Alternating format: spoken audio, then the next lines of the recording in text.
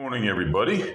My name is Joel David Hans Listokin, and I want to talk about my long, strange trip that it's been so far. And I don't usually like to quote, what's the guy's name from Grateful Dead? Because I don't even like necessarily the Grateful Dead. Oh, I'm going to get comments on that. I know all about that. I'm going to be getting, angry comments too. But Jerry Garcia, he's something along the Grateful Dead. I don't know if that was his lyric, but they sang it, "A Long Strange Trip," or "The Long Strange Trip." That's what I feel because one of the things that it's the Fourth of July, and a lot of people back in where I grew up in Winston-Salem, North Carolina, are going to say, "That's the same guy," because after I met my teacher, I went through a change. And I not ended up, but I mean, I had beginnings and endings that you wouldn't believe. One of the places I ended up was on an aircraft carrier in the Persian Gulf. So I'm a Desert Storm veteran, but this is a double eagle. I learned this from the kids at Seth Low Middle School. Another part of my long, strange trip was teaching art in Brooklyn, New York, and subbing in other boroughs and 2 states and 4 counties. But also just, I have my own way of doing things and PO management, whatever. The point being that this is the kids that were from Albania taught me the importance.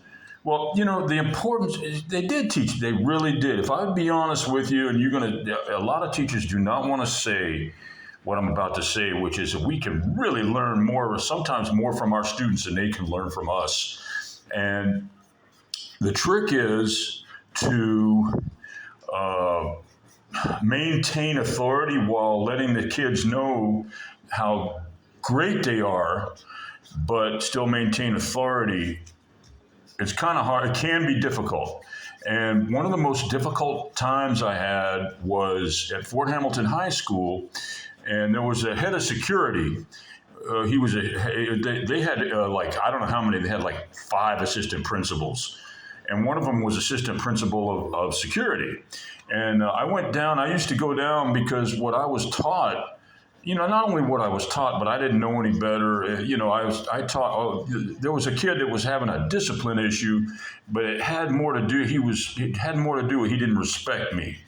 And I didn't know that was it. I just had a lot of probably difficulty getting enough respect. Maybe I'm not talking about that, but what I did, we used to go into the assistant principal's office and call home, and if there was a problem, the assistant principal of security at Fort Hamilton, and I was taught to be positive, no matter what, and brag on the kid no matter what. But the problem was, after I hung up and talked to the kid's father, I hung up, and assistant principal Kozlowski was his name. And he said, "You know what? Don't sugarcoat it. Just call him up and tell him that if the kid doesn't stop disrupting the class, he's going to fail my class." And I said, "Oh, okay." That's just not the way I do things, but I had to do it. And the thing is, wasn't self-righteous. I wasn't like, "Oh, that's not the way to do it." I was just not good at that kind of thing. Because one of the whole mindset of teaching art and facilitating art in a public school classroom or anywhere else is not about pass or fail. But the problem is that if your authority, anyway, it worked out. It worked out because the school was behind me.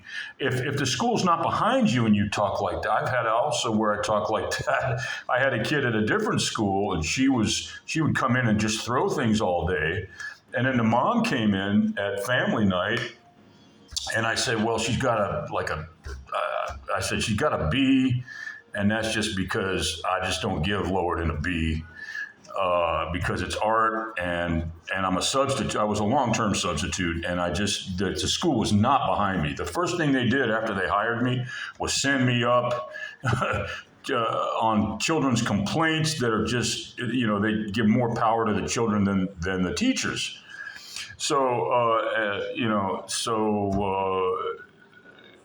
I just was doing my job, and next thing I know, I'm up sitting before the assistant principal come in yellow, and with a union representative trying to defend just running my class.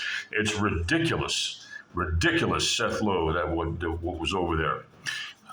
But there were positive things about it also. But what it ends up being, who cares? Because if the bottom line is that the administration refuses to back you up in the job they hire you to do, then it doesn't matter about anything else. That's it. It doesn't matter about anything else. Nothing else matters. You can't get philosophical, because if they refuse to back you up, you cannot do your job.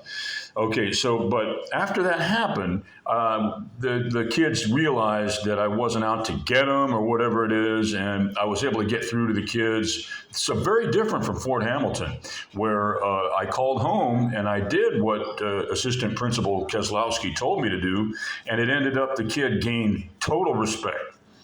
And it must have been his dad, probably. The child was from Albania, and he was a boy in a man's body. He was already it was high school over there, Fort Hamilton High School. And so he said, "I love you, Mr. Listokin, but I've been shot where I come from, and I'm sorry," and this kind of thing. And we total respect after that. So sometimes, but I knew it was okay, because I knew I was totally backed up by Keselowski, the assistant. I mean, he was not an easy man for parents to try to manipulate. They could not manipulate at Fort Hamilton. It depended. That was a situation that I was able to win, and I was able to stay there for 3 years, just as a long-term sub, but running an art class for 3 years. One for Ms. Milo for a year, one for Ms. Edelman, and then Ms. Warford for a year. And then the next one of the years, if you work more than 40 days, they just had me as the regular occasional sub that would come in all the time. If you work more than 40 days, it's technically a year. And I was a lot of times in foreign language department. That's a big school. And they were running it, I felt, very well, in just about better probably than just about any school that I've worked at. I will say that. It was sure as heck wasn't perfect. And I had my times where I would go up against management. I had to. Because they would back up arrogant teacher. There was an arrogant teacher. He was I don't know what you'd call his subject. It was like business ed, but it was like business ed on acid. That's the only way I could describe it. And the time I've been talking, we've been working on this Albanian flag concept on the 4th of July. And I'll just remind you, I'm a Desert Storm veteran. I love America, but I also love all countries. And that's what we're doing today. It's in progress. We certainly haven't finished. I may just sign it. You know what? The heck with that. Let me sign it, because that's it. Okay. And then this might be a painting sometime or something. Okay. On the morning of the 4th of July, 2026, everybody have a great, great 4th of July.